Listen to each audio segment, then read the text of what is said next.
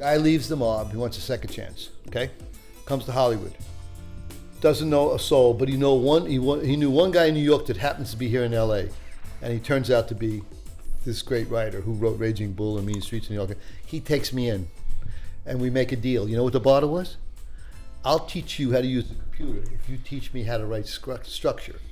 And so for 4 years we worked together. He's an old man now. He still teaches at USC, but that's what he did. And I saw him yesterday. His name is Mardik Martin. He wrote Raging Bull, Mean Streets, New York, Collier's Way. He used to write with Scorsese in a car on a pad. What kind of history is that? He took me under his wing, taught me how to write. And he was in tears when I took him to the, you were there at the DGA, the night we screened it? Yeah. He was there. He was in tears. He was sitting with Ernest Borgnine that night. It's fucking It's amazing. another story. It's just a different By the story. way, Ernest Borgnine looks good. That's I good. saw He looked him good. at the drugstore a couple months ago, Did he? and I had to like turn around and just stare. He looks still like works. Ernest Borgnine. He's up there, and he 90 is, something. Yeah, and he doesn't. You know how when people get older, they kind of get all hunchy, and it's No, business. he moves Let's around. go. Yeah. And I said to him that night, so you did 193 movies. No, he said 199.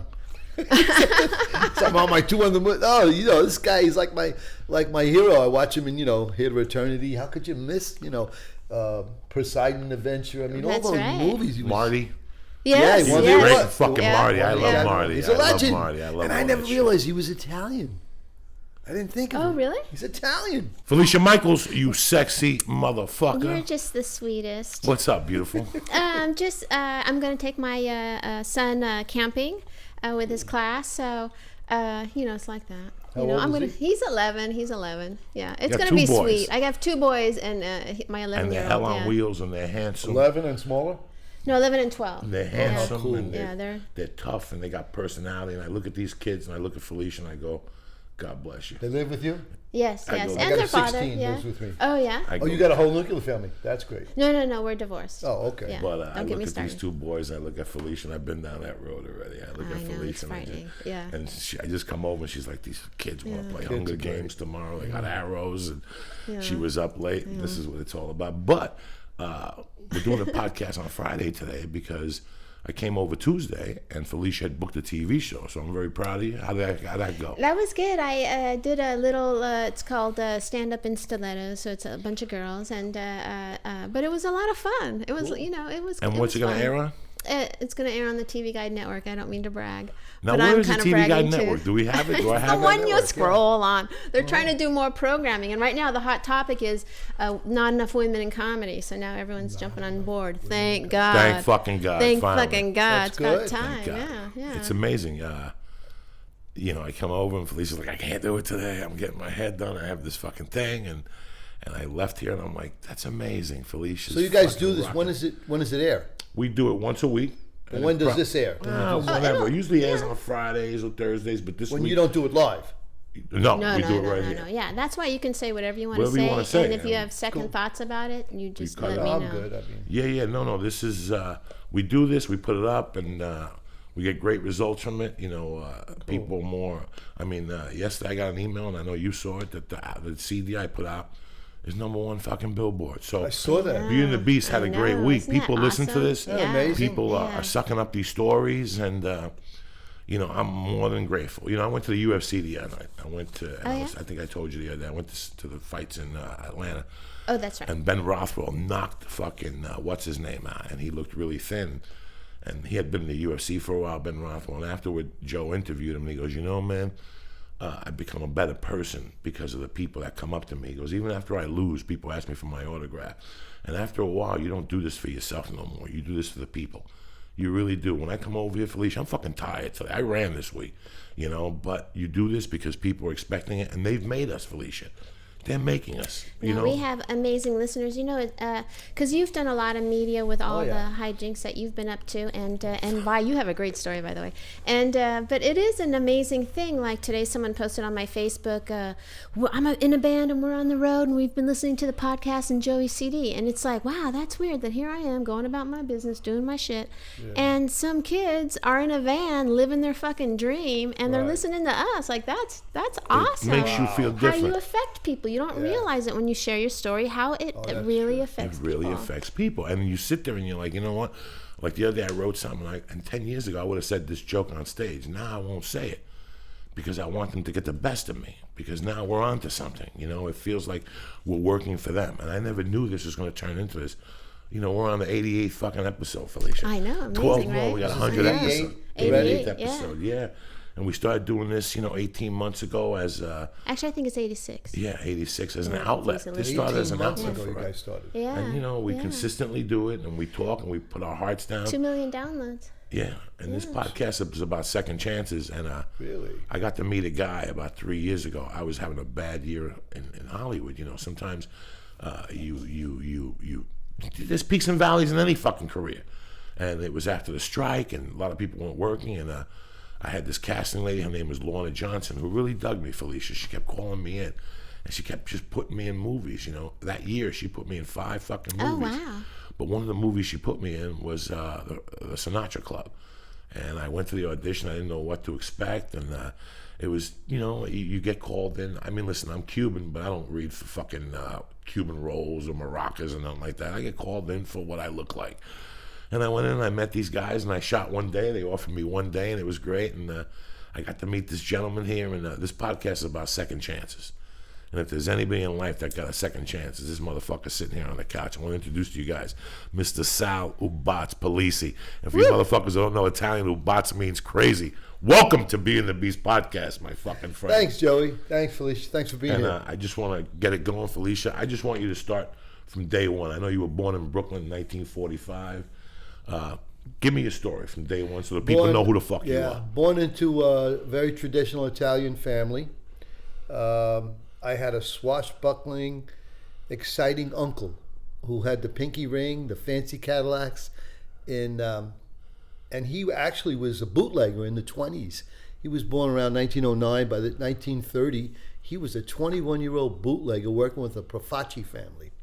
And we had prohibition there for 13 years, from 1919 to 1932. So by the time 32 came, he was in his 20s, and when they repealed the 19th Amendment, he opened up a nightclub in Brooklyn, and he was slick. He didn't just open up a nightclub, a small little nightclub. He opened a huge nightclub up with a stage, and he was a mover and a shaker. He was very Italian, connected to the mob, and made lots of money.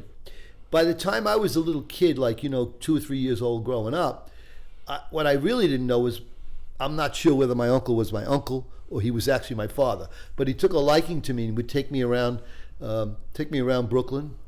At 4 years old, he'd put me on the top of a car, on a fender, and he taught me how to gamble. And every car that went by, I would have to name those cars. I mean, in those days we had cars like Studebaker, Lincoln, Zephyr, DeSoto, Packard, and I was 4 years old, and they would bet whether I could name these cars. And the key part of the whole gig was he would squeeze my knee to throw the bet at 4, so we would suck the bettors in. Because I could name every car. Every once in a while I'd blow the car and say, oh, that's a Chevy, when in fact it might have been a Ford. And then the guys would win and would suck them in.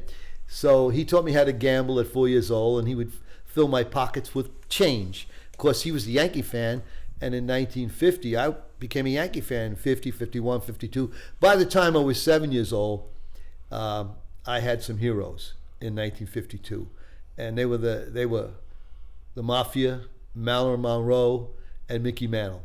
Those were my heroes growing up in the 50s, and I would go to the games with my uncle. By 1961, my heroes became Mantle, Maris, Monroe, and the Mafia. However, by 1962, Marilyn died. So I always had this fascination with blondes. I don't care if a woman was magnificently gorgeous, dark hair.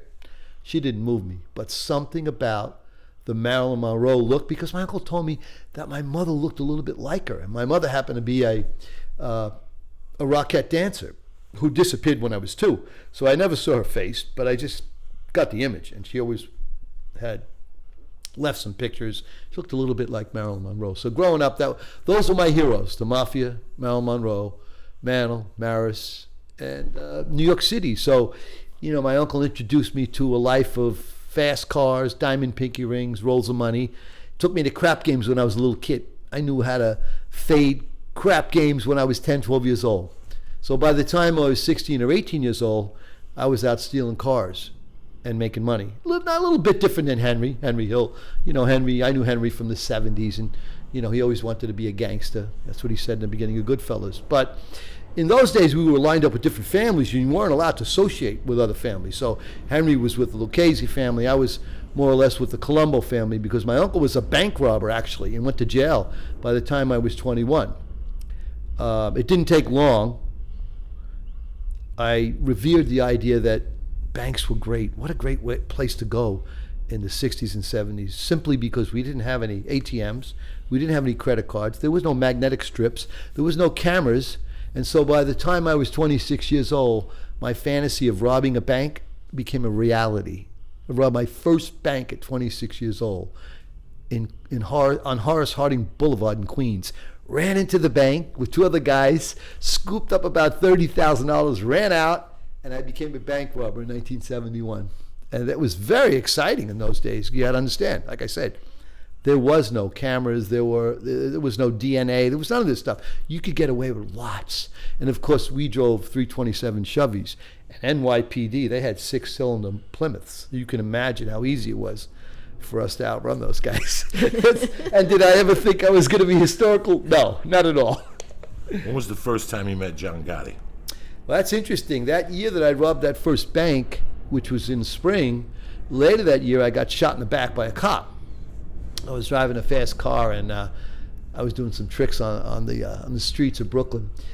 I got shot in October, and November, my Colombo boss said, let's open up a little social club. So we opened up this little place in November, and some of the guys from the neighborhood, because I lived only like 10 blocks from when John Gotti had his social club, which was called the Bergen, which was on 98th Street, and my little club was on 88th Street, so it was just 10 blocks away. And some guys started coming in, and the first Gotti I met was Gene Gotti. But I had met John like briefly, maybe in the 60s, in the mid-60s, just in passing. He was in prison. A few months later, in 72, in January, he came out. And the first place he came out to, out of prison, out of Lewisburg Penitentiary, was the Sinatra Club. And that's how we sort of became friends. He was very charismatic. He was very young. I was 26 and he was 30. And he had lots of friends with money. And what happened was, he brought so many people to the Sinatra Club. That was your to club? Gamble. It was the club I created, yeah. That the Colombo family sat down with the Gambino family and said, hey, look, John's the Pied Piper of the young gangsters. Now, none of these guys were made in those days. There was nobody made in 1972. It was 15 years I hadn't made a member in all of organized crime in New York. But John was charismatic, and he got a lot of attention, and he became one of our partners. He was actually a partner in the Sinatra Club. But of course, he was gambling and losing more money than he was making, because he was a terrible gambler. What's your first memory, though, like when you first put your eyes on him, like the first memory that comes to mind about him? It's interesting because I would guess that maybe, 9 out of 10 guys that came in there were of low intelligence. They were followers. Probably 95 guys out of 100. Anybody around the mob, most of the time they're followers. But John, he never portrayed anything else but confidence, cockiness. That's who he was. And people looked up to him. He didn't dress fancy because he didn't have any money. I mean, he didn't have any money in those days. He had to borrow $50 to play in my game. But his boss, a guy named Charlie Fatico, stood up for him. And soon, with all the guys and drugs had just started to proliferate in those days in New York City. So he had a lot of friends, John Gotti. So they would stake him money for this, that, and the other thing. And my first impression was, this is an unusual guy, but he wasn't much different from the guy that was my boss, who was about 10 years older than me. His name was Little Dominic Cataldo, who was a hitman for the Colombos. I mean, so he wasn't different. The thing about Cataldo was that my family in the 20s and the Cataldos grew up together, so that's what sort of got me galvanized in there with the mob. They trusted me. And of course, from 67 to 77, we had so many operations going on, gambling and drugs and all types of things. And after I started robbing those banks, then I was allowed to hijack trucks. And we were working with Jimmy Burke, character that De Niro played in Goodfellas. So we worked with Burke. Burke was the slickest guy in all of New York City when it came to hijacking. I mean, he had everything set up, very systematic. He had a methodology about him, Jimmy Burke. He wasn't the average schmuck in the street. Jimmy was smart, and he knew how to wheel and deal. And everybody respected him. Even though he was Irish. Even though he was Irish, but he was with Paulie Vario, and Paulie protected him. But he was a killer, Jimmy. In my new book, I talk about Jimmy Burke. He would smile, and he would laugh with you, and you might be slicing up an apple, sharing something to eat. 30 seconds later, he'd put 2 bullets in your head. I mean, this is how radical he was. He's a radical guy. I mean, this was a crazy guy, Jimmy Burke. When he went to the federal penitentiary, he hated authority so badly. A lot of people don't know this one. He had 2 young kids. They were like 10, 11, 12 years old. And when they went to Atlanta Penitentiary, he named those kids Frankie and Jimmy James. He gave them the second name, Frankie and Jimmy James. I mean, he patterned himself after, Jesse James. And they would go into that penitentiary to visit the dad. They would berate the hacks. They would call them the filthiest names. They were the only kids ever in the system of the Federal Bureau of Prisons to be censured. They weren't allowed to go to visit their dad. That's how bad these kids were. His kids were. I mean, this is what he taught his kids how to be gangsters. Of course, both of them died viciously, in the streets of New York City, like most of the other guys I knew. They died a violent death. But Jimmy was a character. If you liked him and he liked you, you had no problems. If you stepped on his toes, look out. I mean, this guy would chop you up in a heartbeat. Now, you were around with, a lot of people don't know the story. He got out of Lewisburg. He was running around a little bit more. They kidnapped his nephew. Gambino went to John. Right. John went up there, killed him fucking, cannibalistic style in Long Island, whatever. And then that's when you were around. I mean, those are some really fucking it's crazy interesting. times. Yeah, it's interesting that I hadn't paid much attention to the facts or the details. But when I testified in the Gotti trial in 86, there were certain things I wasn't allowed to testify. For example, murders in those days, somebody was murdered, and you heard they found a body somewhere in a car or something, or at the airport, but you didn't know exactly what the guy's name was. An unidentified body. Then maybe 6 months later, you heard a name, and it was another murder. So you didn't know which name to connect to which body. And while John was tracking down the Irish guys that kidnapped Manny Gambino, he borrowed a car from my partner Foxy and I. Foxy was my hijacking partner. And, he said to me, hey, let us use this car, but you got to do me a favor. What's that? You got to get on a plane right now and go to Florida, the both of you guys. This car, you rented it from Hertz, right? I said, yeah, it's in your name. I said, no, it's in Foxy's name. He said, okay. He says, you're listed on the rental agreement. I saw your name there. I said, yeah. Get on a plane and go to Florida. Now, I couldn't testify to this at the trial. There's a reason. I'll show you why. So I get on the plane with Foxy. We go to Florida. We get to Miami Beach. We stay at the Newport Hotel Friday, Saturday, Sunday, Monday. And we come back on Tuesday. And when we get back, my attorney calls me. He says, where's Foxy? I said, oh, he's with a girl. He said, well, he better get with me because homicide wants to have him come in for questioning. I said, what went on? He says, the car you guys were using was found at the airport with a body in the trunk. Okay. So my friend Foxy goes in to see Queens Homicide. He said, hey, here's my rental agreement. Here's my receipts from the hotel. I was in Miami Beach Friday, Saturday, Sunday. They cut him loose. So, Gotti used this as buffers. He killed somebody, stuck him in the trunk of the car.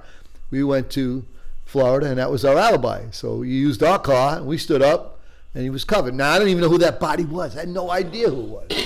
And these are the type of things that work back there, Joey. You were sort of need to know basis. You don't need to know the details. No. Forget about it. You don't need to know the details. They just tell you go to the corner. Exactly. You go to the corner when you come back. I don't even know. Yeah, go pick up this little valise, give it to that guy, and then get on a bus and go home. You pick up the valise, whatever the boss tells you, you do. You don't even know what's in the valise. What do you know? You just do what you're doing. When you're young, you're in your 20s, you're trying to make a name for yourself. You follow protocol. When I did the movie with you, it was very interesting because in the movie there was a lot of Tommy DeSimone, and he was a great character in Goodfellas. He was the character in Goodfellas. I mean, he was so good that Pesci won an Academy Award for DeSimone. And in the movie you did, the murder was completely different than in Goodfellas. Right. I want you to take us through what happened if you can't. Well, Tommy was the character. First of all, I met Tommy DeSimone through my first wife. She went to school with him. And I didn't. Tommy was 2 years younger than me. When I met him, I knew he was hanging out in this place called Robert's Lounge, which was a bar that Jimmy Burke owned. And then Foxy, we were all friends. And Foxy went to school with my wife too. So they all were 2 years younger than me. So when I met him, I was like, say, 26, 27. He was 25, 24, 25. What I knew about him was that he was a wild and crazy thief, okay? I didn't know a lot about him. He was tall, like 6 foot, 140, 150 pounds. He actually looked a lot like Earl Flynn. He was handsome. He didn't look like Pesci, not at all. So when I met him, we started hanging around. I said, you want to do a piece of work? Yeah, okay, good. We got a tip on a load of women's suede jackets coming from South America. Let's go hit this truck. So the three of us go, we do a score. The first score we do together, hijack. There's a truck, man. We make a quick, 60, 70,000. We got maybe 15,000 a piece, whatever it was. And we become friends. We start hanging out. And what I realized about Tommy was he was an unusual guy. Okay, like there's maybe, say, 10, 15 people I knew that were real killers in the mob. This guy was a killer, but there was a reason why he was killing. You know what? You remember what? Do you remember what Adrian said to Rocky in the movie in the ice rink? They were strolling around there, and she says, "Tell me something. Why is it that you fight?" What did he say? I can't what? Because I can't sing and dance. I can't sing and dance. Exactly right. You got it. See? So I can't sing and you know why? You know why Tommy killed? Because he couldn't sing and dance. No, he couldn't fight. He wasn't a fighter. Okay. He didn't know how to fight, man. One punch, somebody would hurt him. So it was easy to kill somebody. Now, for me, I was a brawler. I was a fighter. I love to fight. I want to fight. I want to break people's heads. I got more teeth in my hands. I got bullet holes. I got knives. I was a brawler, fighter. Never killed anybody. Came close. Just didn't go and shoot somebody. I happen to not believe in killing. And there's a whole story in my new book about why there was the demise of the mob. It all had to do with three things. Drugs, greed, ego, and murder. Because in the early part of the 50s, you didn't kill anybody unless there was a reason. All of a sudden, you had your own reasons to kill. Now, Tommy fit into that slot. He started to kill people out of fear. Fear and ego. Everybody killed for different reasons. John Gotti killed for power. My friend Dominic Cataldo killed for money. These people weren't just killers. There was a reason why they killed in that life. It was not like Jeffrey Dahmer or, what was the guy's name down there in Florida? Ted Bundy. They were demented killers. These guys methodically had a reason to kill. They were all different. Now with Tommy, like I said, Tommy killed because he couldn't fight. Now when he hung out with me and Foxy, we were fighters. So he felt comfortable. Of course, we robbed banks together, hijacked trucks. We did a lot of work together, him and I. But he was a strange guy. He would always come to my house because I had connections for guns. I had all types of guns. One night he comes to my house. It's in the book. His little story is crazy. He comes to my house. He's showing me your new stuff. And I happen to have about 3 or 4 Walter PPKs. You know what those are? Yes. They were the ones that James Bond used. I said, Tommy, look at these new guns. Oh, my God. He was excited, like he was going to have an orgasm looking at these guns. I go, let me have one. I say, look, you got enough guns. Yeah, but I got revolvers. He says, come on, let me borrow one. I was like, okay, you can use this here, but don't be firing off. It's never been fired. It's, untraceable. So he takes it and he leaves. But what I didn't know was when we went down to the basement in my house, he took 2 .38s, small 38 snub nose, and he put them in a cabinet drawer in my kitchen. I didn't know this. Then a day or two later, he pulls up. He had his big leak. He pulls into the driveway. All of a sudden, I see my wife running into the bathroom. She goes into the bathroom to get a broom. He comes in the house. She starts beating him up with the broom. She's beating up Tommy with the broom. You dirty son of a, you realize I got 2 little kids, 5, 6 years old, and you left those things in the drawer. He's going, I'm sorry, Rose. She's beating him with the frickin' broom. This guy's a hitman, right? Don't ever come to my house and leave guns in my kitchen, she said. These are the funny things that happen. This guy's a killer, and she's beating him with a broom. She didn't care. She just wanted to give him a lesson. Don't come to my house and stash your guns. I had to take him to the side. Tommy, what'd you do? So, I forgot to tell you. Yeah, you were sniffing that coke again. He's a cokehead, You stash your 2 guns in the drawer, in the kitchen drawer, and the kids are running around the house. you got to have some kind of respect, right, for the kids. You know, it's funny because He's a wacky guy. There's a bunch of different things about Tommy. They said that one of the reasons he died, well, they said his brother was a rat. They found out Exactly. later that his brother was a rat. Number two, he had done something with some girl or something, somebody's sister. Yes. That was one angle. Number three, the other angle that I heard years later on a computer read was that he raped Karen. Exactly. He raped Karen Hill.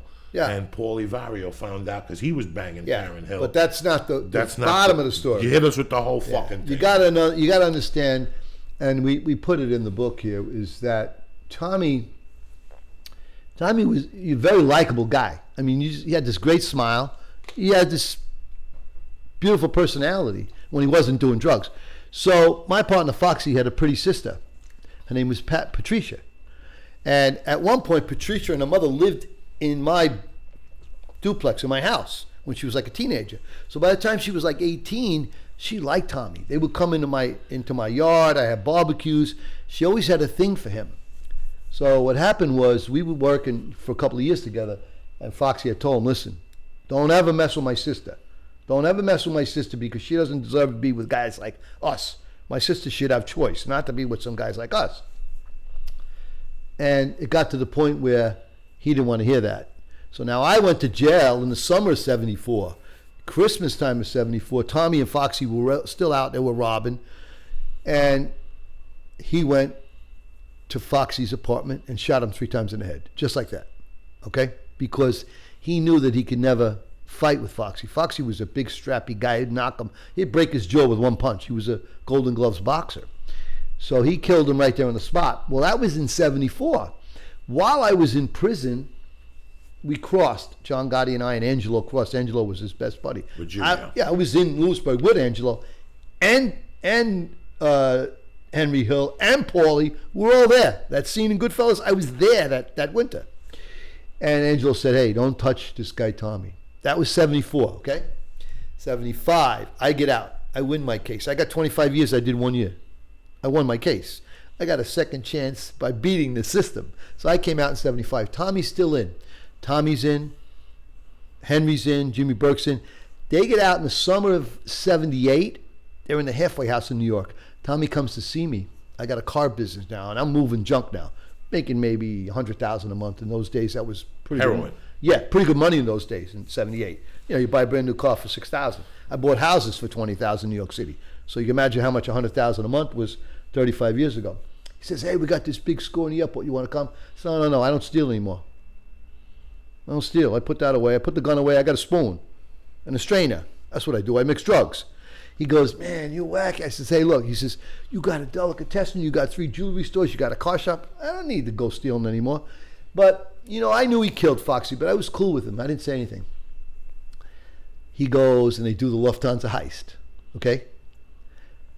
That was Christmas time. It's like the 8th of December. Within a few days, Gotti comes to me and says, hey, Ubats, it's time. It's time for what? It's time for us to take care of Tommy. It's not time for me. Now, Gotti was a made guy, okay? I don't have nothing to do with Tommy. I can care less about him. I said, it's forgotten for me. He said, no, it's not forgotten for me. Now, John was tight with Foxy. Oh, Foxy was his protege. Oh, absolutely. Foxy was his protege from a kid, from a little kid. So when he went in and they killed Foxy, he came out with steam in his fucking Oh my! hands. Oh yeah, he wanted them bad. So all I know is what really happened was not only did they whack him, but I heard they took his end. They took his money. Now there was a lot of money in this Lufthansa thing that people don't know about.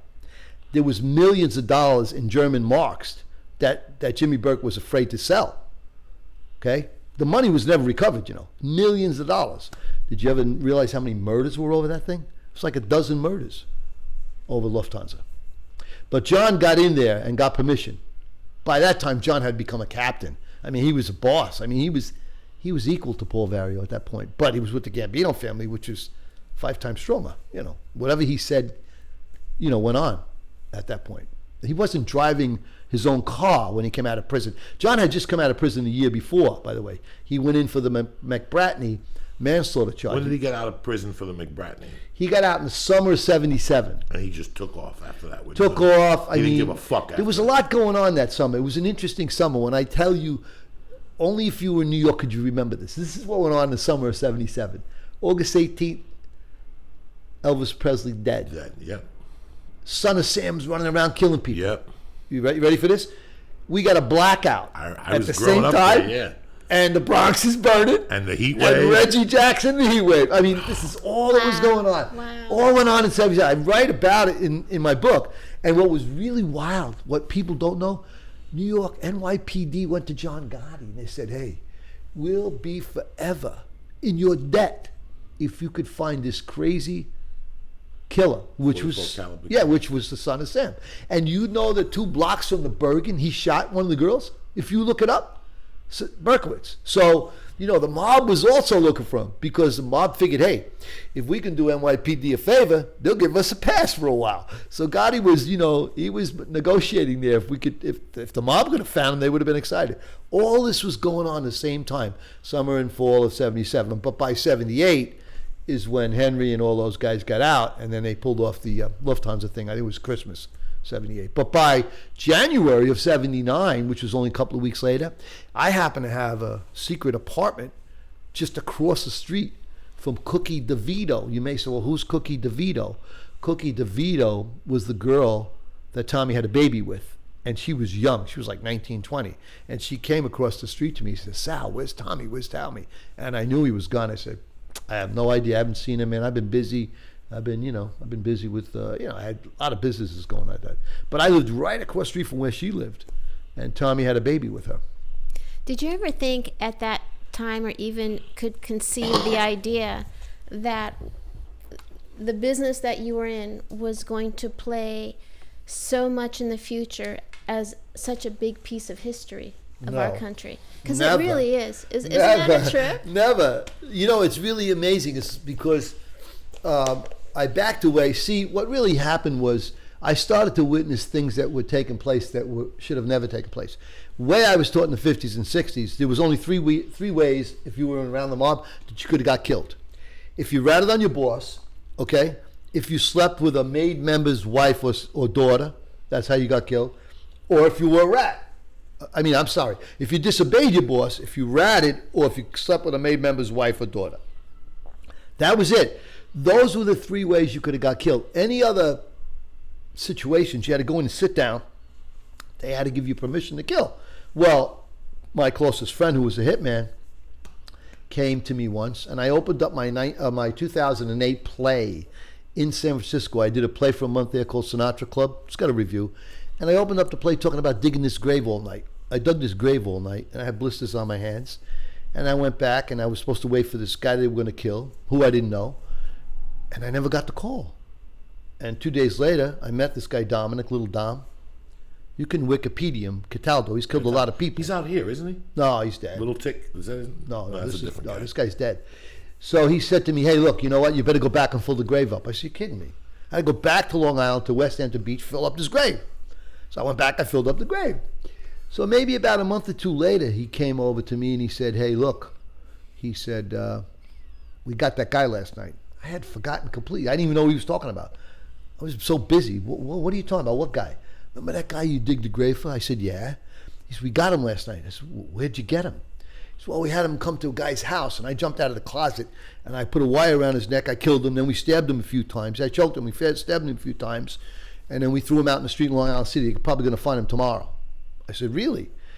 So I thought about it for a minute. I looked at Dominic. It's the first time I ever asked him this question. I mean, I had been with him almost 15 years by the time. Hey, Dom, tell me something. Why'd you kill that guy? He looked at me and says, you know, he was in the drug business and he had a good connection. And I took about 15 keys off him. I figured it was easier to kill him than pay him. That was it. That conversation that I had with little Dom Cataldo that year changed my opinion of the life completely. I knew it was time to bail out because you were never supposed to kill for money. And he broke the cardinal rule. And I knew it was just a matter of time. Well, what happens if I became a big drug dealer? And what happens if he owed me money? He probably would have killed me. See, now people were killing for money, okay? Which never really happened before. They might have killed for fear or power, you know, the bosses and all that, right? Or if somebody was a rat, they killed him. A lot of guys got whacked. But it wasn't about money. Joey. You weren't killing for money. I mean, I read years later that when John was in jail, Angelo went to John and made up a story about D.B. DiBernardo. Right. And then after they killed him, he realized that they owed him $500,000. Exactly. That, was starting to kill people just because I owe you money. There you go. Years later when you read, I mean, one of the first questions I asked you yesterday was a guy that's always intrigued me because I heard so much about him was Sammy the Bull. He was killing people for money. Yeah. Just to take over their businesses. Yeah. Yeah. And I had, listen, now, I want to ask you something. Would you ever go to the bottom of the barrel when you in Jersey? Weren't you one of those guys? I know Henry used to go there. Where was that, the bottom of the Bottom of the barrel was on 39th and Bergen Line Avenue. My mother's bar was on 29th and Bergen Line Avenue. In Newark? In Union City, New Jersey. Union City, no. And I would go over there. I would walk by and see all these guys, and it was just, they were regular guys. And I didn't know. And I started reading, and then I met you, and we talked, and it was like, these guys were just businessmen. But then it became something else. This is what you had seen. Well, I think most of the guys I knew back then, they never transcended. There was never a growth and change. Like they were born into this thing, they stayed in it. And what I happened to feel and see was, well, I had 2 kids that were born, and by the time they were teenagers, I didn't want them to stay in New York City. I mean, I went to the 1973 World Series with John Gotti and my attorney, and my kid came and John Jr. came. They were little kids, 73. And we talked, and I said, one of these days, my kid's going to be an athlete. He said, well, I'm not going to have my kid follow my steps. I'm going to send him to military school, which he did do. And eventually, John Jr. followed John's steps. Why did he follow his footsteps? Power, money. I mean, people just don't know what that money and that power. Also, when you walk into a joint in New York back in the 60s, 70s, or 80s, and you were some wise guy, you had any woman you want, you had the best table you want, you drove the fanciest cars, and if we wanted anything, we took it. I never paid tax in my life till I came into this new life. I never filed income tax in my entire life till 1990. Never. You wanted something, you just took it. I was driving down the street one day in Long Island. I saw a beautiful Corvette. I called the guy, Peter, come get this Corvette. I waited a day, he stole the Corvette. I had the Corvette. This is the way we did things. You wanted something, you took it. Went up to a woman and said, you know what? You're coming home with me tonight. Why? Because when I do you, it'll be memorable, I would say. And if it's not you, it might be her. So you got your choice. I mean, you're walking around with $7,000-$10,000 in your pocket, 4-carat diamond, Piaget watch. You're wearing, exotic clothes, Bally shoes, Armani clothing. I mean, come on. They knew who we were. It was a lifestyle. It was a time.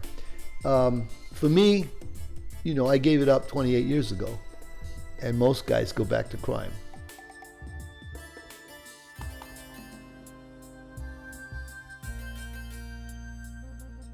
There was never like a moment of conscience. Like how do you know? For me? Yeah. Oh yeah, I had conscience, sure. But in a strange way, everybody's been there. When you do something wrong, you learn to justify it. I would look at the drug business and go, what are you kidding me? I'm mixing heroin. And I'd give it to my dealers. If I don't do this, somebody else will do it. I mean, did I ever think that marijuana would be legal in this country? Absolutely not. And by the way, I think all drugs should be legal. That's just my opinion, because the drug policy in this country doesn't work. The prison system doesn't work. All these systems are broke. I mean, I have a different point of view about it. But did I ever think that I was going to live to this age? Never. The 3 of us took an oath, Tommy, Foxy, and I. We weren't going to make 30.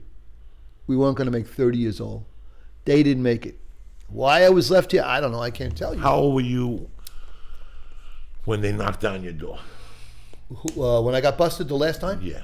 39, 28 years ago. And that was for? Cocaine. And what were the charges? I mean, break it down. This was what led you into... No, that's not, you really have to know the detail. I mean, I got busted in Queens. You got to read the books. I was fixing cases in Queens. I did not have to flip. I could have fixed my case. Actually, I did fix the cocaine case, which I got arrested for. The only thing was I didn't fix it for myself. I fixed it for the FBI. I left that life because my kids were teenagers, and I wanted them out of New York. And that's what I told Geraldo, and that's what I told Larry King, and that's what I told Matt Lauer when I interviewed with those guys. Got them out, and I will tell you the best thing of it all, I have 2 sons. One of them is an executive with an international company, married one woman. He's 40.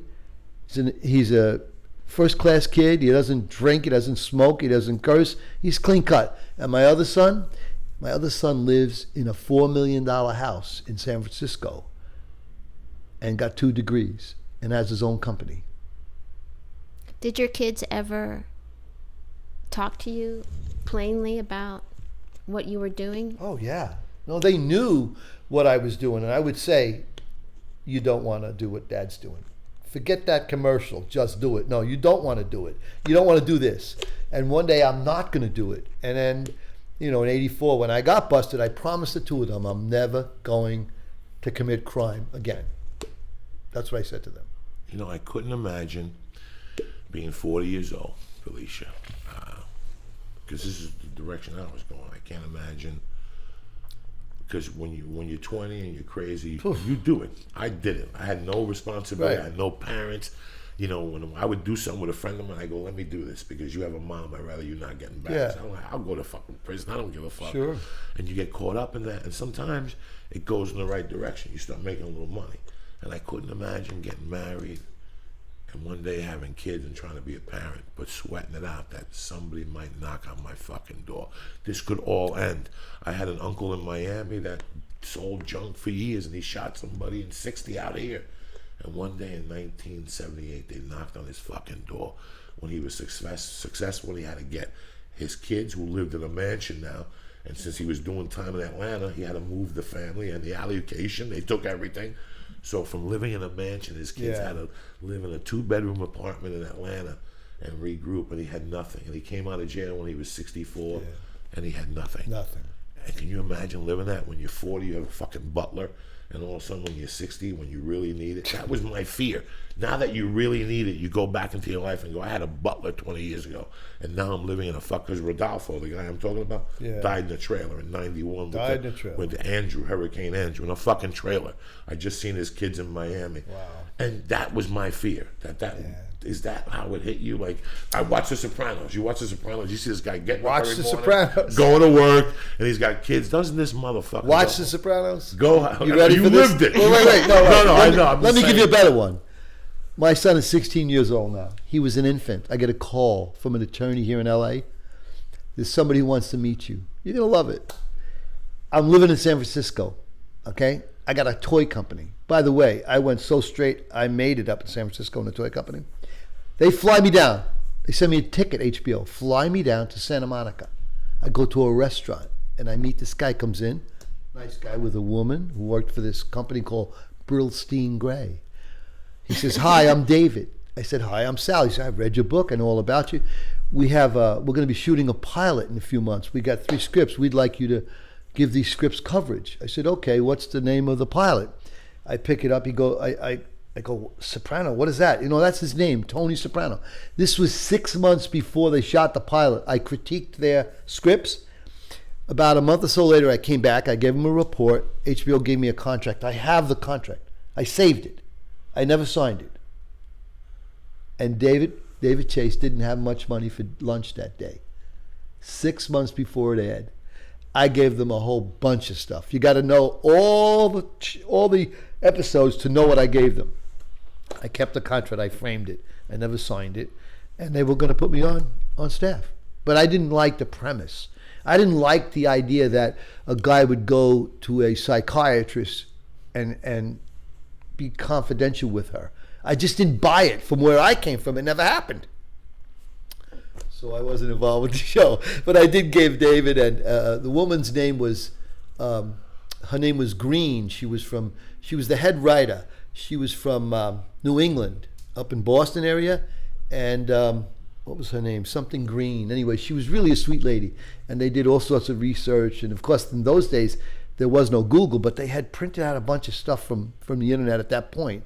And they asked me a lot of questions. I gave them a lot of inside stuff. I actually gave them an interesting episode that they didn't understand. And it was all about Uncle Junior and oral sex. That was my idea that I gave it to them. So they used it. Now, where'd you get that oral sex thing from? Well, growing up, you weren't, Italian mob guys weren't, I should say, you were looked down upon if you ever admitted to doing that to a woman. To eating pussy. Yeah. Okay, now Yeah. the Cubans have a religion in Cuba called Abacoa. And what does that mean? Longshoremen. Really? It's not. If you look it up, it's called the Society of Men. Really? And they don't go. They're not allowed in a room with a gay guy. They're not Really? allowed to get a haircut by if they go in a room and there's a gay guy, they have to step outside. Really? And they're good guys. This is just their beliefs, but their main belief is they don't eat pussy. It was funny. It was funny how They don't eat pussy. Writing a letter.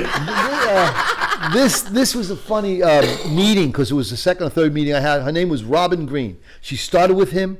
She worked the whole thing. She got rich and everything. She was from New England. She said, Sal, I said, let me give you some inside, tidbits about the mob life.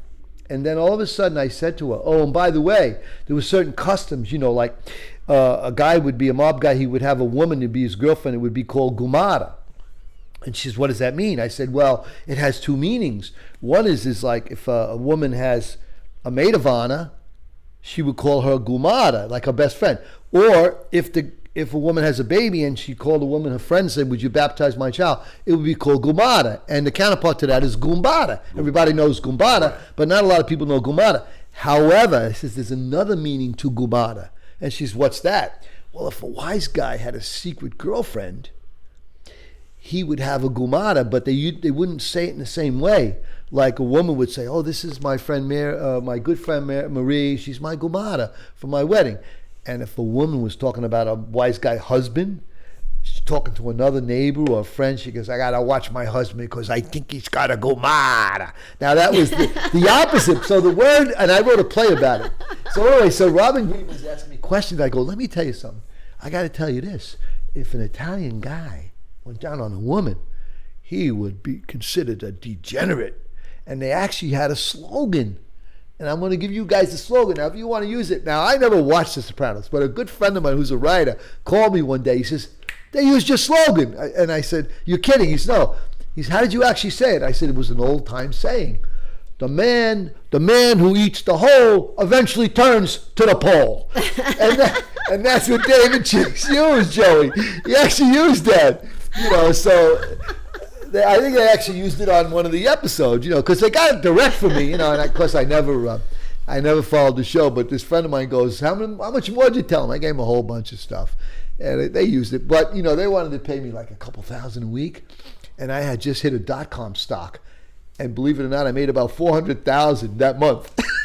I wasn't about to come to LA and work for The Sopranos for $1,000 or $2,000 a week. They didn't know what I was doing. I mean, I have a different name. I got a new name and all. So, when was the last time you had contact with John Gotti? At the trial. In '86. Before that, when was the last time? Oh, God. Well, I coached his kid in '80, the kid that got killed on a bicycle? Yeah. On a mini bike. I coached Frankie. He was on my team. I coached Pop Warner football. '82.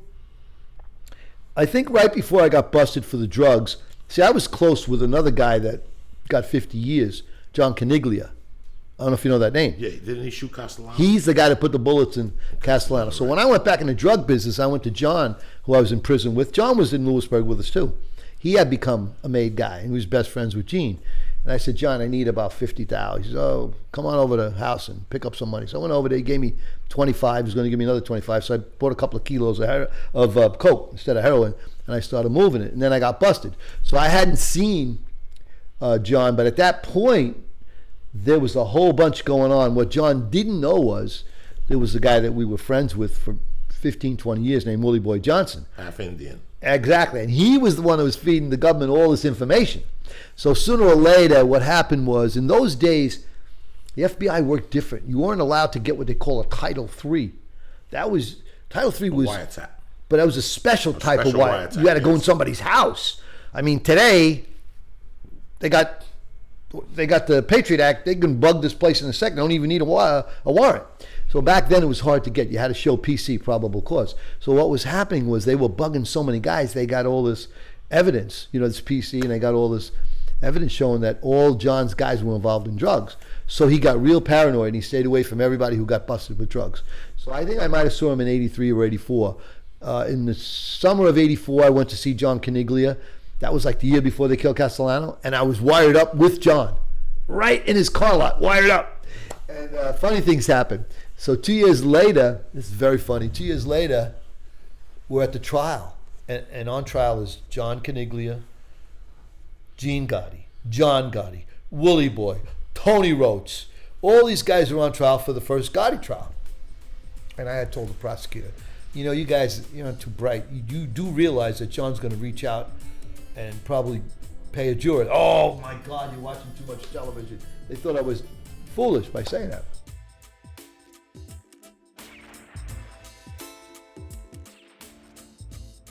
Whatever happened to your uncle that you thought might have been your father? He died. He died, and he made about 80, 85 years old. He died. Uh-huh. What makes you think that he might have been your father? There's a lot of indications that he paid a lot of attention to me, and he actually introduced my real mother to the man that said he was my father. And my father, if he was my father, never liked me. You tie me in the basement with a chain and beat me up. And I actually had a twin when I was born, and he didn't make it. So if he was my real father, his name was Frank, he wouldn't even carry me out of the hospital, from what I heard.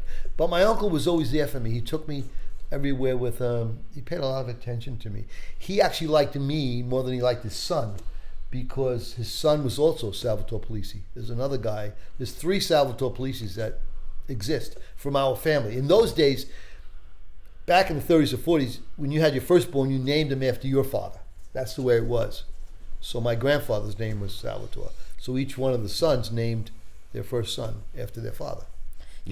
I'm sorry, guys. Do you ever feel like you had a choice at any point in your young life that you I could always go had choice. Yeah, you did? So you did. But when you listen, it's sort of like a guy who grows up listening to rock music, and he plays with a guitar, and he goes to his first concert. He looks at this superstar rocker, and he goes, that's what I want to be. You get caught up in it. And, I think Henry wanted to be a gangster, but I found out what I liked doing, and I found out even working in the entertainment business, writing and all, making movies, it wasn't about the prize, my life. Even with women, I discovered when I went to therapy about 4 years ago, my entire life was governed by the chase. I was sort of like the guy who was out deep sea fishing, get the fish, you get him, and you go, okay, throw him back, get another one. Everything I did was about chasing women, chasing banks. The minute I got the money from robbing banks, I didn't care about the money anymore. I wanted to go out and get that high again. So I was a junkie for excitement. I coached football, and I could get excited about my kids scoring a touchdown. But, there was nothing lasting. It wasn't lasting. It was like an instant rush. Everything I ever did. And I only shed that maybe 8 or 10 years ago. Finally, when I started to work, creating screenplays, I found out it wasn't easy. Mardik Martin, I told you, who wrote Raging Bull and Mean Street, was my mentor. He would say, hey, if this is easy, everybody would do it. And I said, well, we finished the script.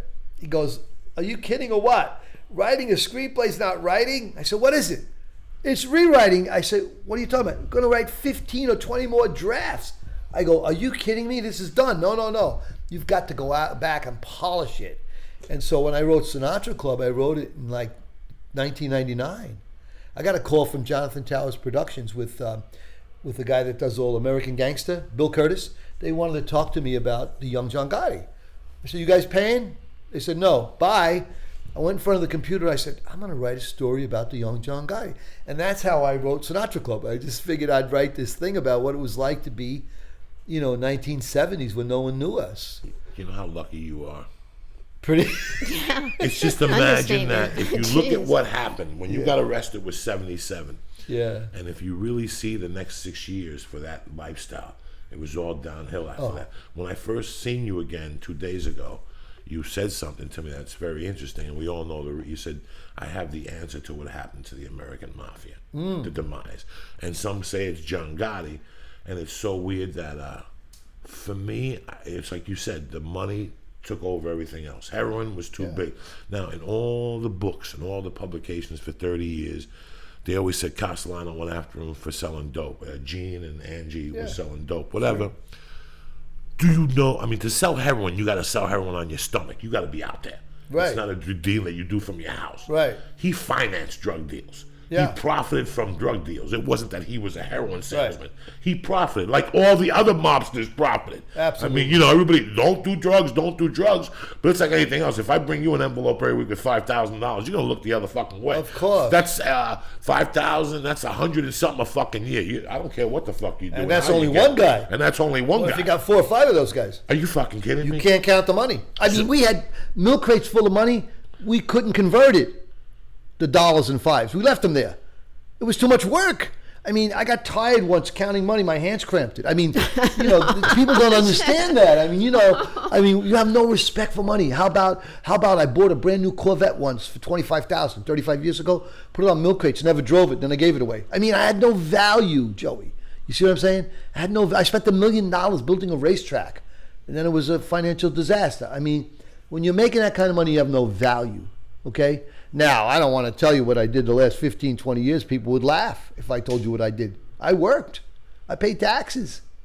I built homes. I restored homes. And you were still successful. Oh. That's the other chapter of this. Yeah. That people don't understand that just because you had that lifestyle at first. Yeah. Doesn't mean that that's the way, and you said something very interesting, that the system is failing us. Sure, because once you get institutionalized, you don't want to do nothing else with your life. Right. It's very seldom. I told you that a couple of years ago, Candor came to me and wanted to do a show about good guys, bad guys that went good. They wanted me to host it. And it's a very hard thing. I mean, the percentages for a guy like you to go through that and come out and live, where are all the people that were around you?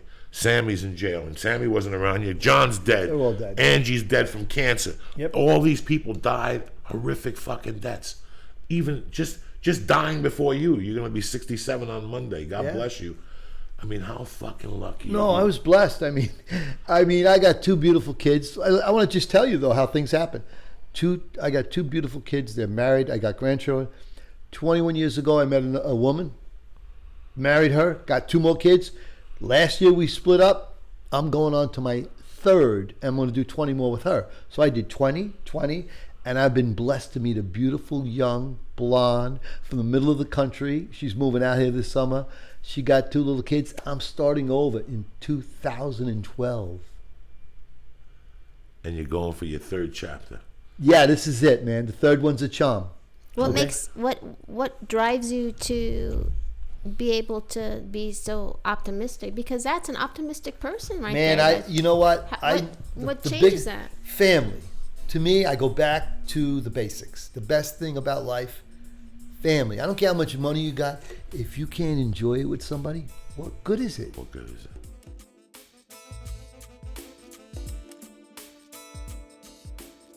What was the hardest thing? I think the hardest part was shedding that ego, that narcissistic thing that you live with, thinking that you're special and all. One day waking up going, I'm just a guy. Yeah, I live that wild and crazy life. I don't need Rolexes. I don't need Piaget. I don't need fancy anything anymore. I like nice things. I do. But I'm going to work for it now. That's a whole different psychology behind it, okay? When I write a script, I give it to somebody and say, hey, tell me about it. I'm not egotistical about it. I just finished a script, a nice love story. But I mean, if it gets made, fine. If it doesn't get made, that's good too. You'll write another one next week. Write another one, right. It's an adventure writing it. So now it's sort of like when you hear, there's a couple of parents over there. They vicariously live through their son who's a gymnast. So I now, at this age, vicariously live through my previous exploits. A crazy thing. But I know it's so good. I mean, I would rather write somebody else's stuff, but I understand, what happened in the 60s and the 70s. Even the 80s. I think the 70s and 80s were great. The 90s, I was raising 2 kids. I got a beautiful 18-year-old daughter in college.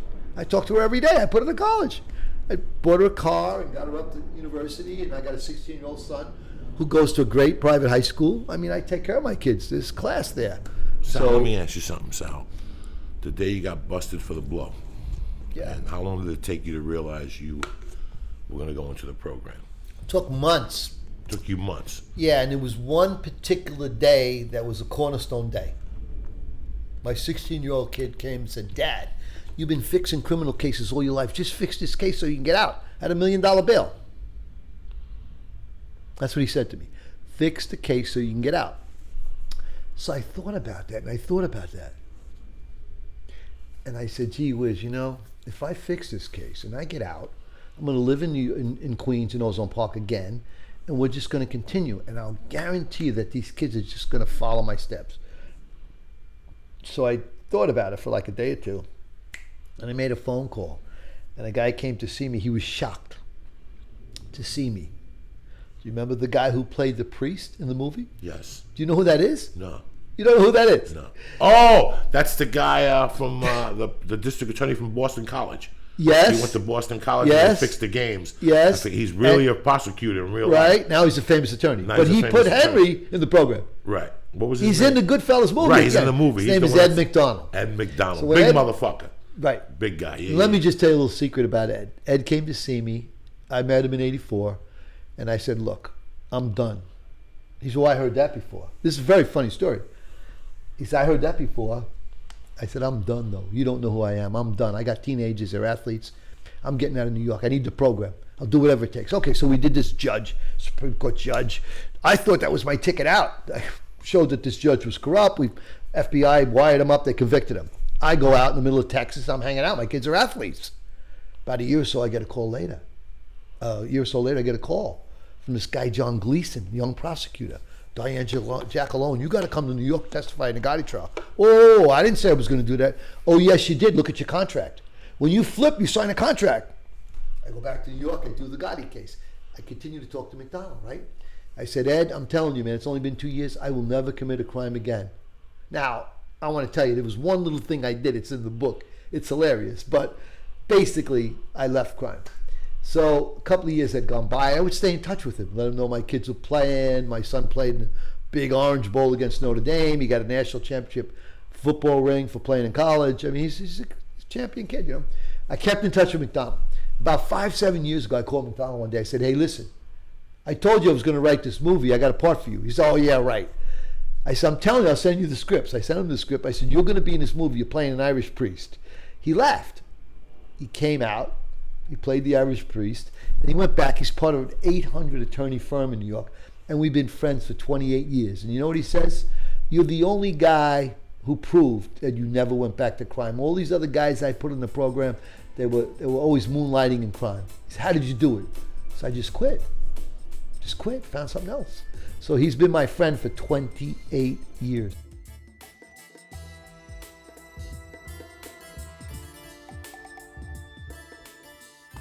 So we just took a little break, and as we're sitting here and the file is backing up, I say to Sal, Sal, how'd you meet your new lady friend? And he goes, on christianmingle.com. Why is that funny, guys? Because you know what? You just never think like, I do internet dating, by the way. Well, let me just tell you what never happened. think that a person like you would do that. But I was on all of them. I was on Plenty of Fish. I was on all of them, right? So, and I met lots of women. I met a crazy. So I met a few crazies, but I wouldn't let them know anything about me. And then one day I would say, look, if you want to get serious here, go Google me. Oh my God, you have no idea. One woman said, are you kidding? Thanks, but no thanks. Another one said, you got too much drama. I mean, once they Googled me, it was over. I'd never see them, right? So this one woman who's, really a good Christian woman, I never contact anybody outside of, local, within 50 miles. I see this beautiful woman. Oh my God, look at her. And I'm going, wow, that's no sense. But then I read her profile. And once you read something, if it touches you, you go, wow, I'm on the same page with that. So I sent her this little note saying, I'm going off tomorrow, but I want to just tell you something.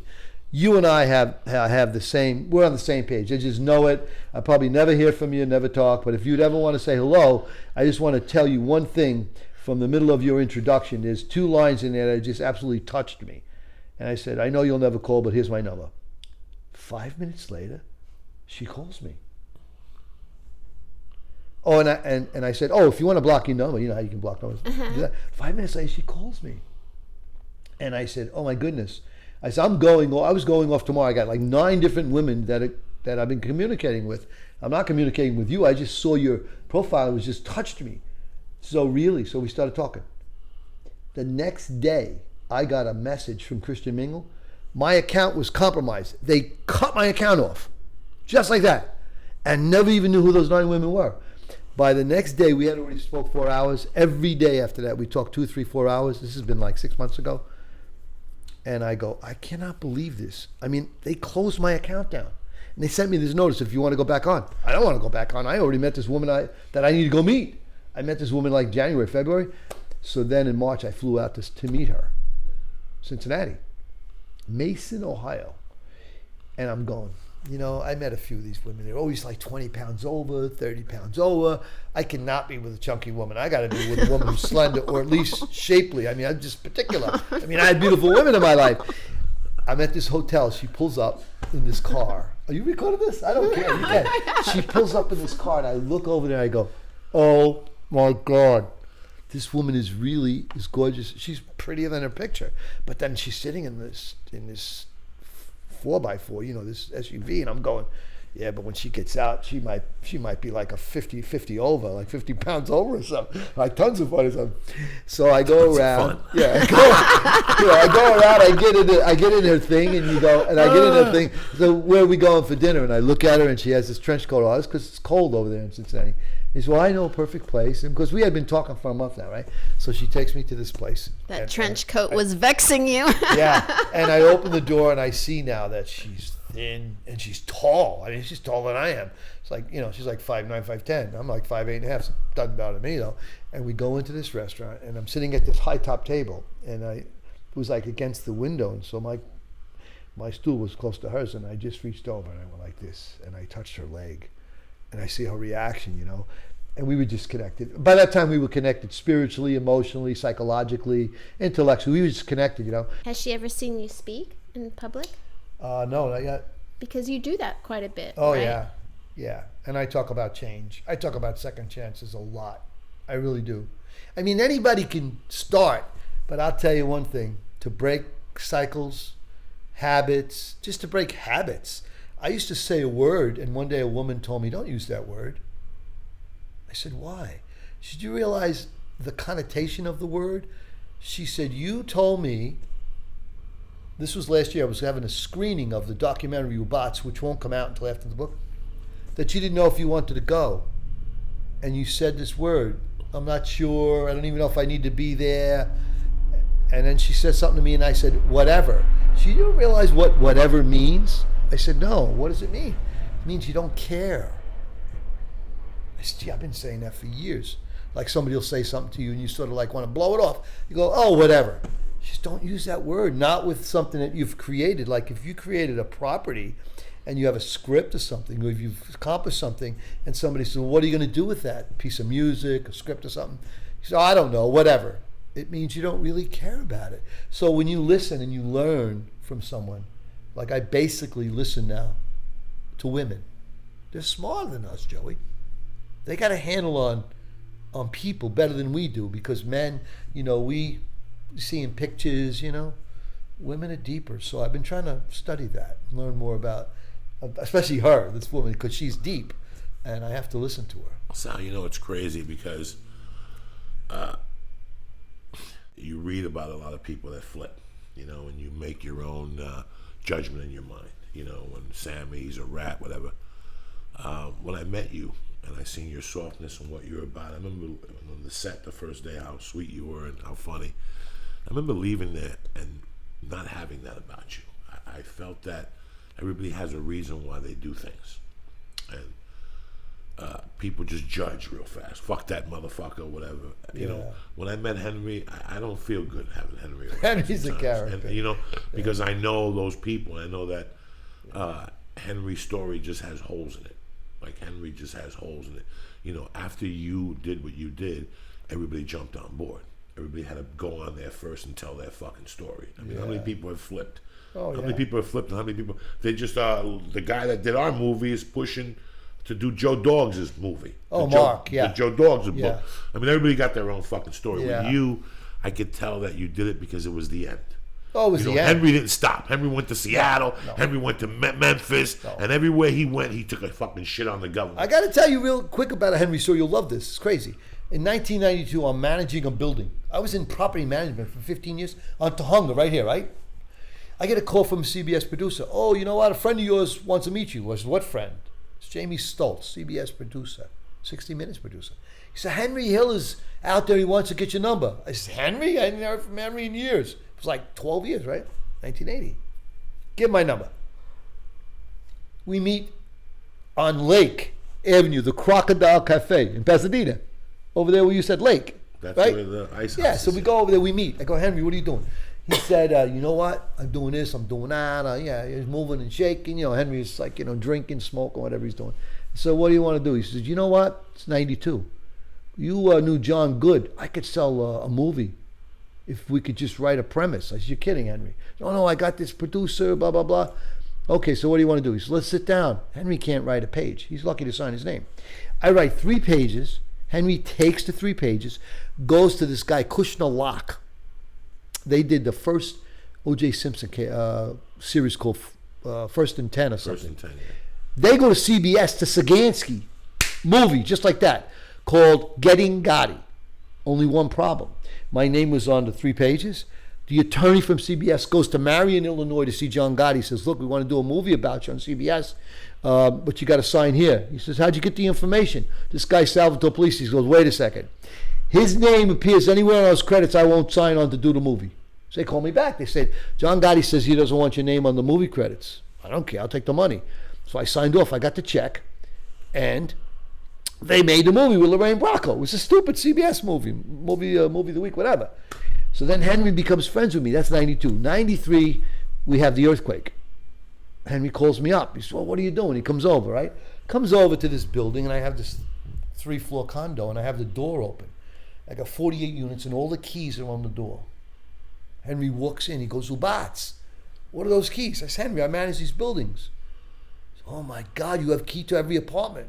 I said, so? There's got to be a lot of stuff. Henry, whoa, wait a second. Henry, that was another life. He says, you never took Henry. There's a woman back there who's got like 19 diamonds. An old 80-year-old woman. I take her to the wheelchair, put her in a car. I would never touch one of them. Is your kid, Ubats? No. That was another life, Henry. That's not what I do here. He was shocked that I wouldn't go rip off. I said, these people trust me. I don't do that. This is a new life. He laughed. He thought I was joking. When we went when we took the break, I wanted you to describe the WITSEC program for people. That's what we're talking about, how they took you to D.C. Where was your first location?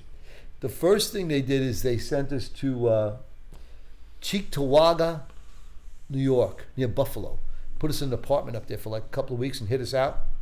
And the day comes when the marshals, the FBI sponsors you, but the marshals run it. You have to surrender all your ID. You have to give them everything. Well, of course, in those days, 85, I knew when I left New York that I wasn't going to be stupid. So I spent $1 million building a racetrack. I sold it to a friend of mine. I told him, don't give me any money. Just give me a check for a few thousand. Take over the corporation. And he did. And I said, down the road, I'll come back and I'll get some money off you. But at the same time, I had liquidated everything and I had a bag full of Krugerrands, okay? In those days, the gold was only 400 an ounce. So I had a couple of hundred of them. And my son, who was 16 years old, carried the bag. So when we went into enter the witness protection program, you had to surrender all your ID, and they asked you a lot of questions. Do you have any assets? Do you have any banks? No, we don't have any money in the bank. Do you have any assets? I don't have any assets. No. Sign here, sign here, sign here. And we signed.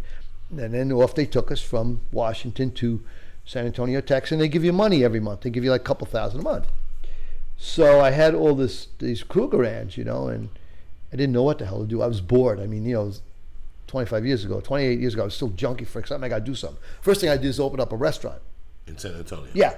Italian restaurant in San Antonio. Oh my God. That'd be opening a Jewish restaurant somewhere where Arabs were, Total failure. Took a dump, man. The Mexicans, they didn't like my Italian sauce. Italians like it, but they didn't like it. So, I blew 100,000 quick, Every one of those dollars, that 400,000 I had, I blew it all. It just disappeared. It was cursed. It was tainted.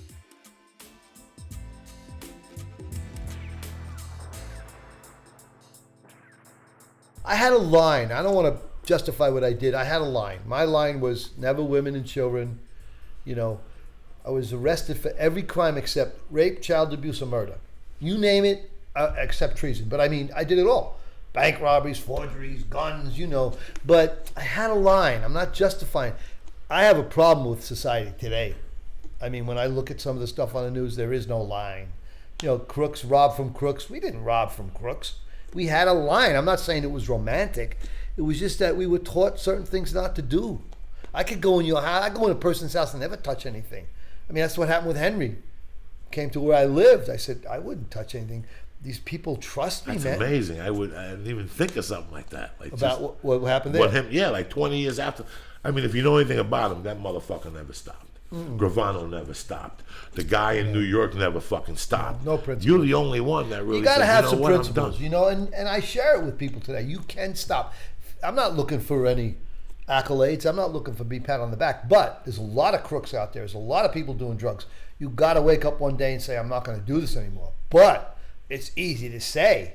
You got to have a mantra. You look in the mirror and go, this is not what I want to do. I mean, I did it in every sense. I mean, even though I left a life of crime, when I came into this new life and when I got divorced, oh my God, I was a womanizer, man. I can't even tell you the amount of women I went through between marriages. Not dozens upon dozens. I mean, I had a story, I mean, so we're salespeople. Guys from the street, we're salespeople. I mean, I could entertain, so I mean, I can be cool about it today. I have this one woman in my life, that's all I need. And I could look at any others and laugh to myself. Been there, done that. There's no gain. But a lot of people can't break habits. I mean, it's no different from habits are habits. Do you miss any of those guys ever? Do you go, I miss Sal? I really don't. I miss Angie. I wish I was eating lunch with John. Or I like to get around someone who has energy so we could, share stories. I mean, it could be today. It's fine. When you left, did you miss any of those people? Did you say to yourself, I can't For believe a while, I think I was still stuck on the old personality, my identity, ego, being crazy, do crazy stuff. But there's crazy things I've done, in the last 5 or 10 years with my kids, my teenagers, my young kids. Just have fun. I mean, let's just get up in the middle of the night and go out and eat something. I mean, it's not stealing, but I'm spontaneous. That's who I am. I'm always going to be spontaneous. I want to have fun. I want to laugh. I mean, I could just do that. Where were you when Goodfellas came out? Oh, that was funny. I was living in Visalia. You know where that is? Yes. We do comedy up there. Living there. I was working at a church, actually, with drug addicts. I was never a drug user, but, selling drugs. I just talk about it. And I said, I got to go see this movie. I went to see it, and I was just scratching my head. Now, you knew Henry at this point. Oh, I was in jail with him. He came in the Sinatra Club. Yeah. He's in the Sinatra Club. Yes. Very briefly. Very briefly. But, they made a big deal. I didn't get that movie until later on. And I asked a friend of mine, tell me something about the book. What is it that people are caught up? He said, what Nick Pileggi did is gave you a vista, a view into the life. I said, oh, that's what it is. Okay. And you would have to know Henry. I mean, he was not looked upon as some respected guy. That's not who he was. He was not hardcore. I mean, there's 1,000 guys in that life. Did I want to say I was special because I robbed banks? Most guys weren't going to rob banks. Somebody would look at a bank and go, wait a second, I'll steal this, I'll steal that, I'll sneak thief something, I'll break a window and steal something. But to go out and rob banks, that's a whole different deal. I mean, but I got to tell you, robbing a truck is one thing. Going into a bank, you talk about excitement. I mean, that's excitement. What's the craziest thing that ever happened while you were robbing a bank? Oh, what a great story. With Tommy and Foxy, we're driving. This is hilarious. I told this to Al Pacino, by the way. I spent a couple hours with Pacino one day. And I said, there's a difference between you and I. I went to a screening that he was having here in L.A., and I said, you're great. You're an amazing actor. I said, I remember when you made The Dog Day Afternoon, because I was in prison. Henry and I were in prison with that guy. He was in Lewisburg. We were there. I said, but you have a friend, and I have a friend. This guy's name is Bob Field. It's my agent, B.J. Robbins' husband. And Bob Field's been friends with Pacino 45 years, and that's how there was a connection. So I said to Pacino at his screening after everybody was gone, I said, you're an amazing actor with crime. I said, but I just got to tell you, because you did Dog Day Afternoon, I was a bank robber. And I cased banks and did a bunch of them. And what I found out just recently, being in Hollywood a few years ago, I realized who I was. He said, explain.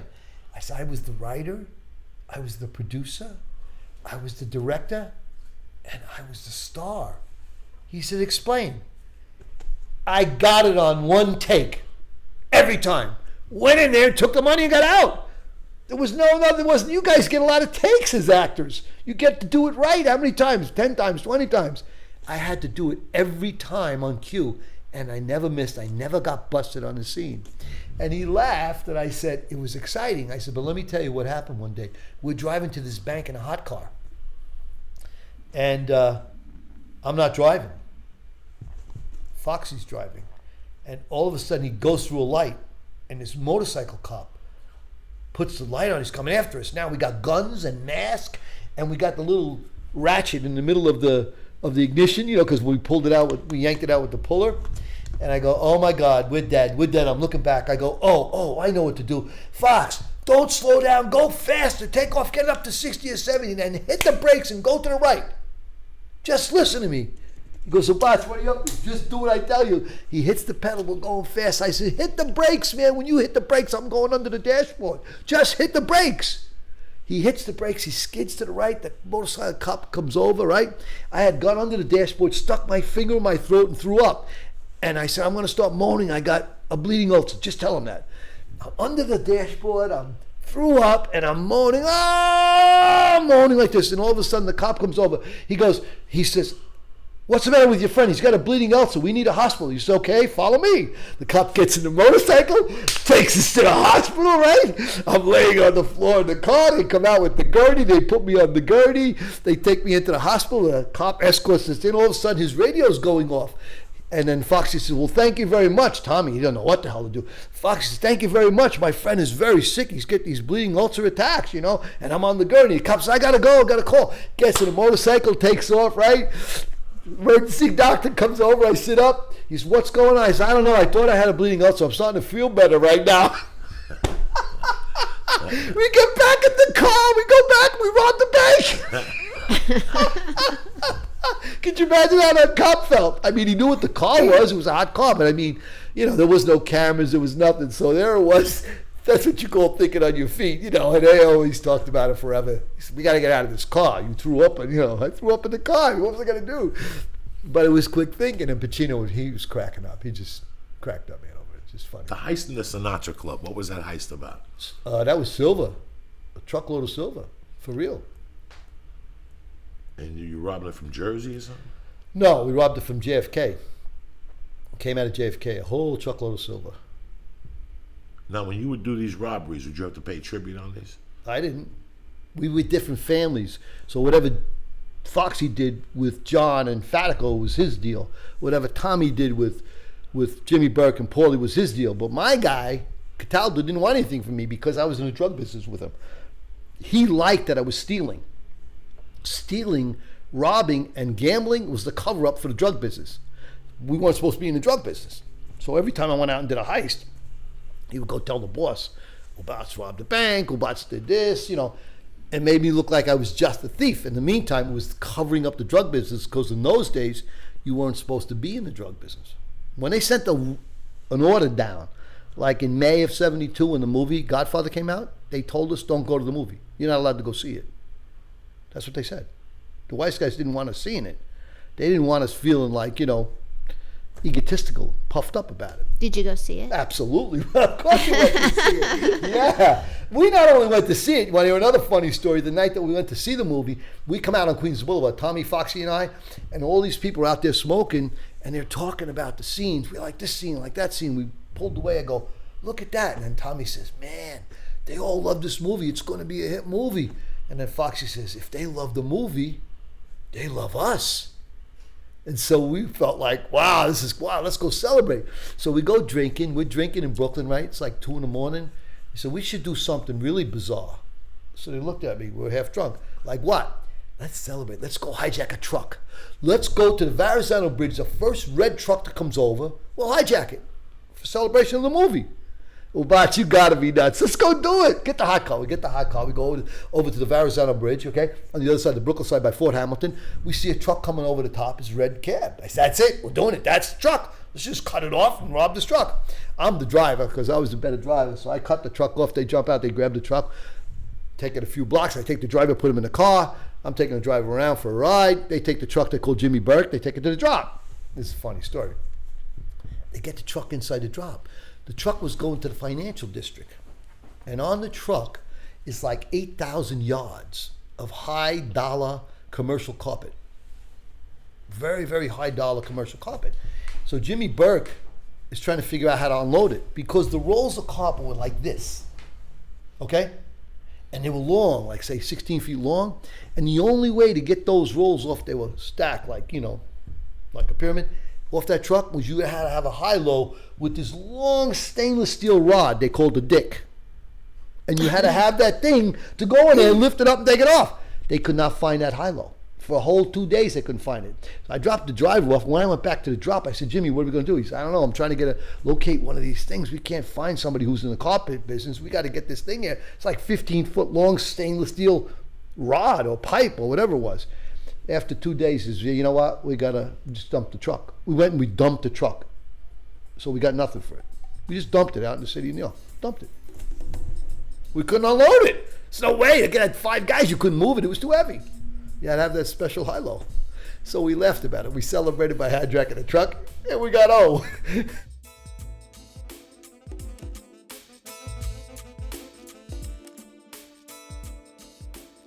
I taught 2 young guys how to hijack, and then he wound up robbing armored cars, and I had introduced them to Gotti, and the whole story gets crazy because it's all been written. Not just my book and other books that actually led to him going to jail. I mean, I taught these 2 guys how to rob young kids.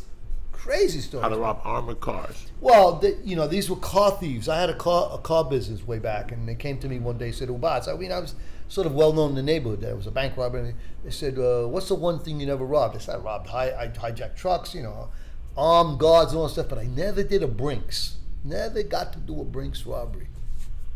I said, we want to rob a Brinks truck, they said. I said, are you kidding me? These kids were like 20, 22, right? I said, are you kidding me? You know how much precision it takes? You got to follow it for weeks. You got to be careful. So they said, tell us. I started helping them out, telling them what. But I didn't know exactly what they were doing. It wasn't a Brinks armored car. It was a smaller company. But I mean, it was still like $500,000 to $1 million in there. And they sure as hell they did this robbery. They did an IBI robbery, which later on, years later, became famous. But what happened was this one kid, Andrew, he was hanging with this young girl, and he told her what he did. And so then he was banging another girl, right? And she got upset about this. Now, they were planning another robbery. In between the robberies, she said, you know what? If you don't give that other girl up, I'm going to go talk about it. Her name was April Ernest. You know what he did to her?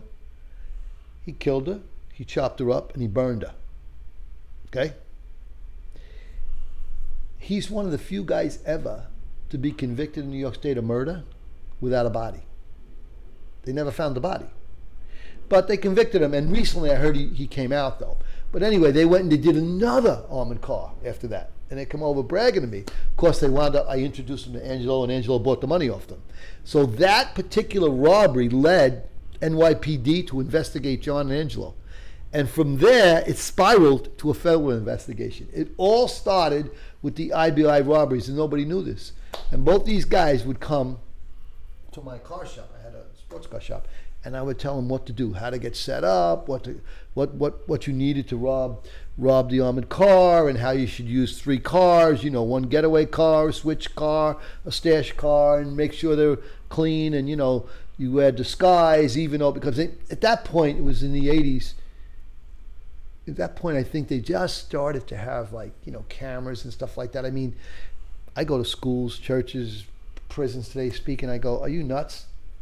Do you have a clue that NYPD has technology? If you're wearing this blue shirt and you're downtown, did you ever hear about this?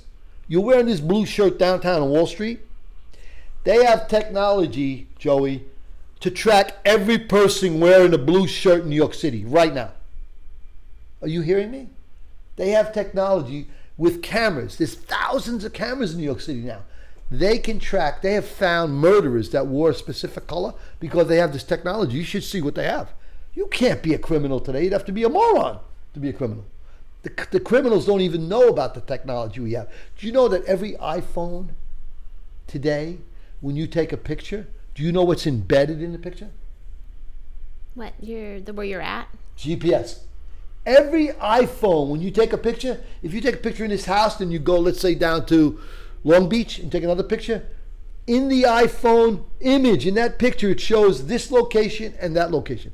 Every photo that you snap in an iPhone, it's got GPS. Why would you want to be a criminal? You can't get away with crime today. You can't get away with smacking somebody today. That's, of because course not. Somebody would fucking pop an iPhone out at you. Yeah. You can't get away with nothing. No, I'm just saying, we're in a different world. At the comedy store now. Mm-hmm. You know that somebody got thrown out of the store for getting their dick sucked at the store about 2 weeks ago? Oh, really? They caught him on camera. Caught him on camera. Getting his dick sucked at the store. Of all places, and he got his dick sucked at like a fucking. He goes, nobody knew I was getting my dick sucked, and they got. There's camera. probably technology where if they want to know how many people are getting their dick sucked. It's kind of amazing. It's just amazing where we are. You know what I mean? Of course, when I hear this stuff, I mean, I pay attention to it because I laugh. I go, oh boy, I was at the right time. You know, when your day, they had to go to a judge and get a wiretap and even put it on your phone. And even if you tied it to a tree, like let's say they bugged you on the box, you knew your phone was tapped. You know all these things. Today, they don't even need nothing because they're just listening. Yeah. You know, when they talk about these terror plots that have been hatched in New York City, how do you think they fucking find them? You think they're that good? No, they're just taping everybody, though. And I thought I was just born in the taping wrong time. I always used to think I should have lived in the 20s, you know, like when Capone was around. But I was really at the sort of pretty good time. I mean, when I look back, even my kids that are 40 or 45, they laugh. Dad, you got away with a lot of stuff, Dad. You escaped, Dad. You know. But now at this point in your life, because the show is about second chances, do you ever think about if it's important to you to now, because you do speak in front of a lot of groups and stuff, to leave more of a positive than the negative? Is that important to you? Yeah, because it's been 28 years since I left a life of crime, and I really reinvented myself. I really did. I mean, was it easy? No. It's been really interesting. We appreciate that you came and told a lot of stuff. I mean, it makes me nervous for you. You're a bad motherfucker, son. Thank you very much. Well, I'm calm today. But just to recap, tell us when the book is coming out and all that. Sinatra Club is Simon & Schuster book. It'll hit the stores July 24th, hardcover, and I'll do lots of promotions. I'm not sure whether I'm going to do Charlie Rose. You know, Simon Schuster's owned by CBS, so probably Charlie Rose or something like The Morning Show. Or last time I had a book come out, I did Matt Lauer, had Larry King. Larry's no longer there. So the book will hit July, and I'll be in Vegas. Actually, I'll be in Vegas July 22nd doing Sinatra Club, the play. It's a one-man play that I got on stage to do for about 80 minutes at the Las Vegas Library. It'll be a charitable event, free. It's about 400 seats there. I'll do the show there.